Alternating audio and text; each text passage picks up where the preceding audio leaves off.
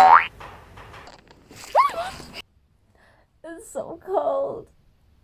And I'm also kind of tired. But I need to do my assignment.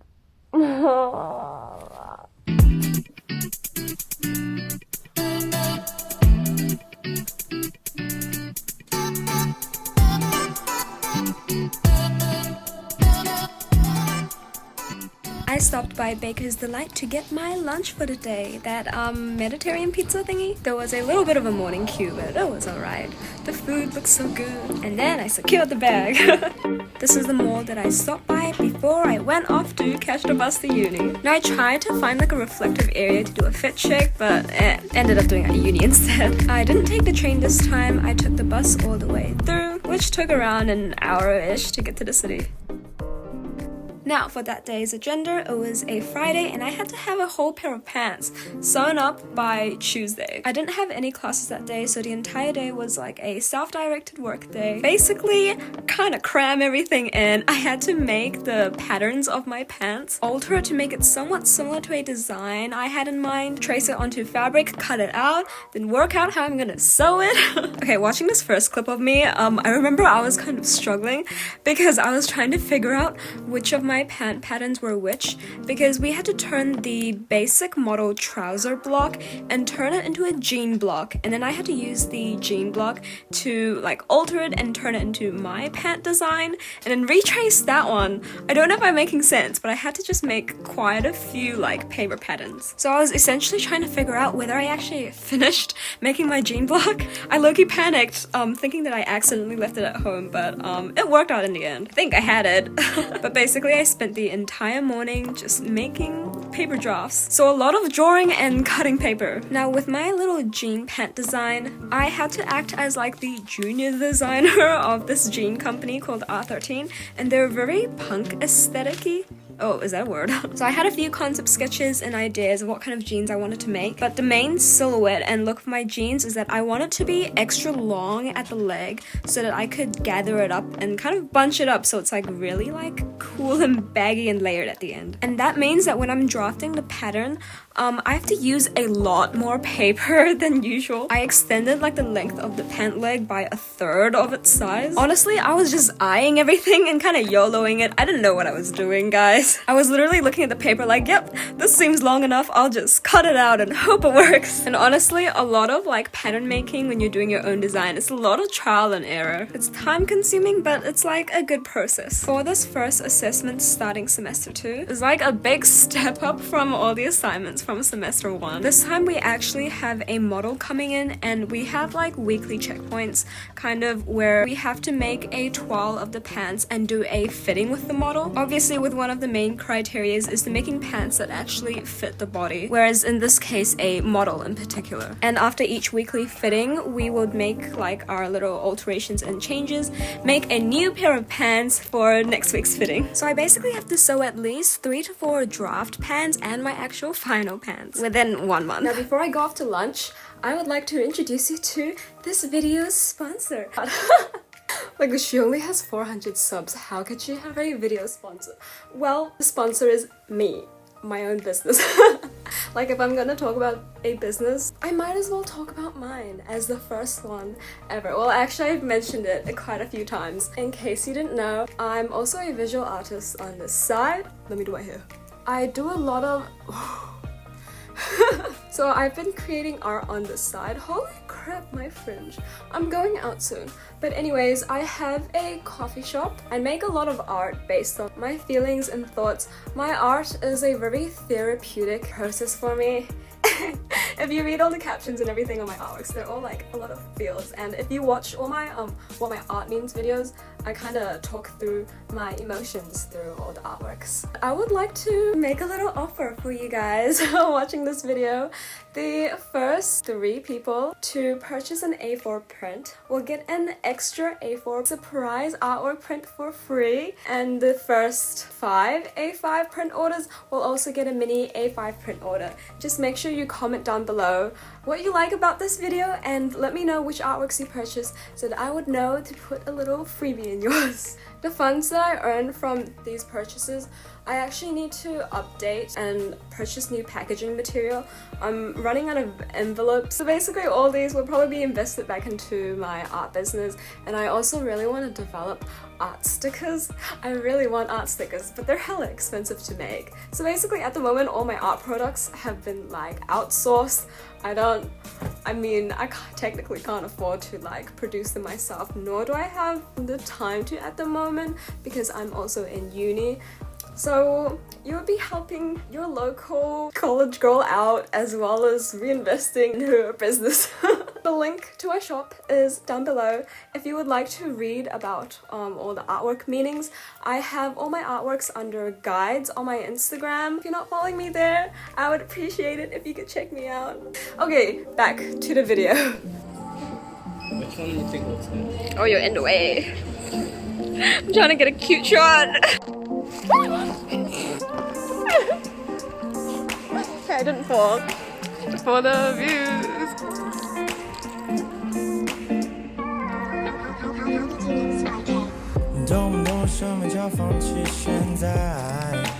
Give it another try.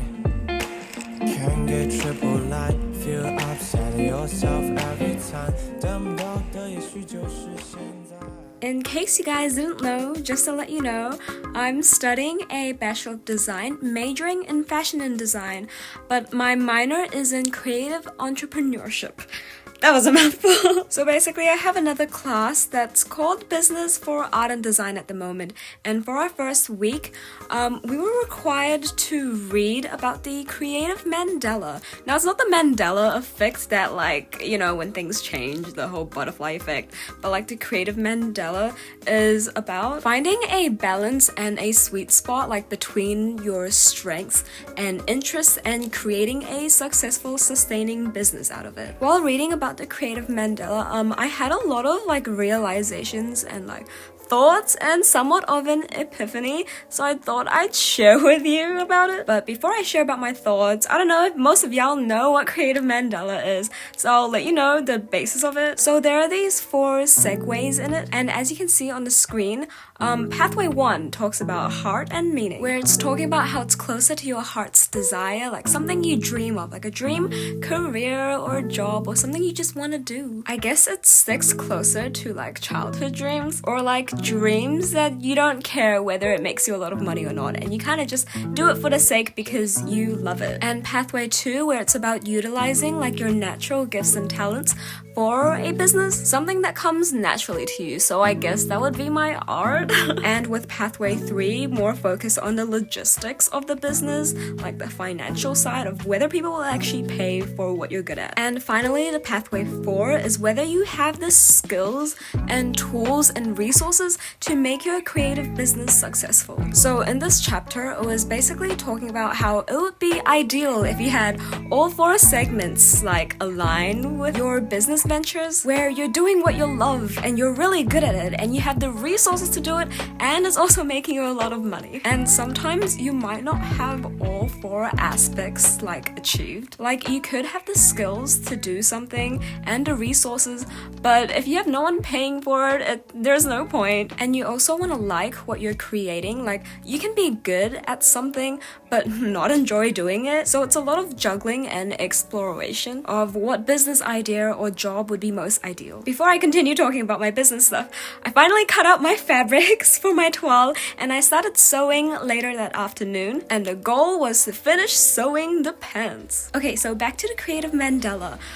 So before like choosing what I wanted to study for uni, I actually had a lot of trouble. Like I was genuinely quite confused, and I had a really long list of like potential like studies I could go into. And on my really long list, like I had things like psychology, screen production, like radio stuff, education, like all sorts of design. I probably could have done any kind of design, but I wouldn't have as much passion for it. I had lawyer on my list because I did debating in school and I quite enjoyed it, but that got cut off the list quite quickly. There was of course fashion and visual arts. I even thought about solely focusing on business studies, creative technologies, innovative shit. Being a teacher, like literally my list was so long. And obviously I'm like studying fashion design right now and like my minor is in business. But I remember one of my followers like asking me like why I didn't choose to like study visual arts. Like I'd say like my art skills is like a really strong point of mine. And I'm basically like known for my art like all throughout my schooling years and my friends and everything. Like,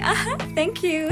But studying visual art just doesn't sit right with me. Like, yes, my art side does take off the heart and desire. Like, it is something really personal and I thoroughly enjoy doing my own time. I would say it is something that comes really easy to me to come up with artwork ideas and execute them well. I have the resources for it. And of course, you know, I have my little art business. So technically, I guess this art side does tick off all 4 requirements. I will always have my art business on the side and something I will always do. But I feel like it's like not enough. Like I feel like I can do so much more in this lifetime. Like I know I have the skill and capacity to do so much more. Like I kind of want to bring more than just art into this world. And I don't want to be just like cooped up inside my house and just doing art all day. I'm a social butterfly. I'm an extroverted as hell person. Don't think I can stand being a full-time artist. Now, your girl also has like a million different interests and passions. Though, yes, I would say 2 of my main interests are in art and fashion. Now, I kind of view art as something like therapeutic, personal, and something that is for my mental health. It's like an outlet that releases all my negative energy, whereas fashion is an outlet for all my positive expressions. Like, fashion is something that makes me feel like really confident about myself when I'm wearing like something hella cool. And as I said, art is the release of negative emotions, but I become happy after that. But I do genuinely think it's possible for me to like thrive in the creative business side in these 2 passions of mine. But there's just something missing. I don't know. Like I want to use my voice and knowledge for something. Oh yeah, I forgot to mention, I used to do like drama throughout my primary years. I was so confident and hella thriving. And in my high school years, I did debating and I did like MC, like host work, where you're literally center stage, like navigating the whole show. And I thrived so much, like it gave me so much adrenaline and I loved it. I mean, so many things give me adrenaline and I love so many things. Like doing this whole YouTube thingy, like starting this was like, oh my god, it's like giving me back the whole adrenaline and passion. Like I started this whole channel like a few months ago with the purpose of like my little self growth journey, because your girl was like a little insecure of her voice, but I was also that person that loved speeches. Oh, weird mix, but I think I've grown more confident in it. I feel like, did I go off topic? I don't know. Oh yeah, so how did I come to decide to like study fashion? I guess one of the segments that lacked for my fashion side was the skill set side. Like my knowledge and like resources behind it was lacking, and I thought if I'm gonna go into uni, into this stupid capitalistic world and like this whole like format, I might as well study something I want to learn more about and that I have a genuine interest and like fun doing it. I mean, fashion is not all easy, like fun and games, honestly. Like it's actually so much work, oh my god. If you think studying fashion is easy, like oh my god, you're so wrong.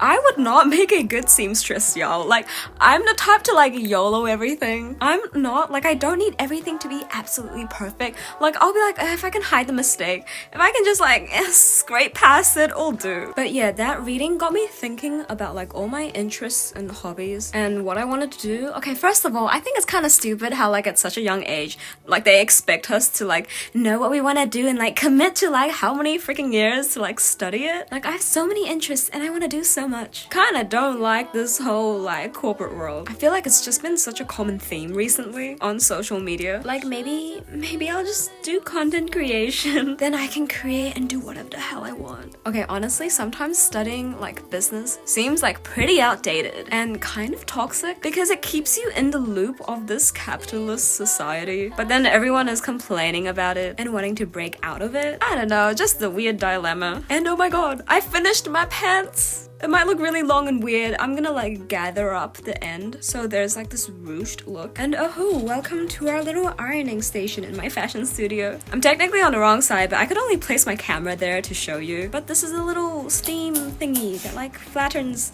the fabric so it looks neat and it's like easier to sew. Oh yeah, after sewing the pants, another like homework was to sew a denim back pocket. That was a replica of the type of pocket that our brand had. So I had to sew the logo of R13. Actually, no, it's not the logo. It's like their signature like back pocket style. If you didn't know, all jean companies, like they have like a different stitch pattern on their butt pocket. Honestly, not a fan of denim. Like, you'll rarely catch me wearing jeans unless like I'm only wearing it today because I was like, yo, it's part of our assignment. Let me like get into the zone. I mean, I do wear denim, but like not blue jeans a lot of the times. I personally really don't like the classic like blue jeans and white t-shirt look. It's so basic to me, like I can't. I will always overdress and like dress like out of the ordinary apparently. Like I could literally wear a blazer casually to the grocery store because I am a hella extra and you might as well wear whatever the hell you want, wherever you want. Not caring about what other people think, because this is your damn avatar, like your own human body that like you can do whatever the hell you want. Like I wore half of my ball dress to uni once, for goodness sake. Oh, now this new machine that you're seeing me sewing on, it's called a twin needle stitch. Wait, is that the machine? No, but basically there's like 2 needles and it does a parallel stitch. Like if you notice like on your jeans and everything, there will be parallel stitches. I don't know, I guess it's just a basic like classic jean look. My little back pocket swirl isn't the best. You can see I chalked that in, but I oversewed it. Anyways, on the foot of the machine, there's a little guide for your fabric to go through to ensure your stitch perfectly sits on the edge. Oh, and transition coming up. Wow!